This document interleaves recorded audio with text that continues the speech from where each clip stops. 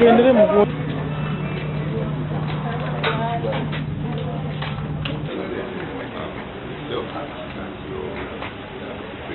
decided to run for the post of the FIFA presidency to make sure that we can run for the better one. I'm answering the voices of many Ugandans who are crying the way the game is run. I'm answering the dreams of many young boys who want to earn in this game, who want to play this game, who want to enjoy this game. I'm answering the call from many fans who are not happy with the way the game is run. They are not enjoying the game. They have deserted the stadium. And these are the people that need help. Football belongs to them, and I'm here to take it to them. What is important to the game of football is programs being put before the voters and the voters choosing.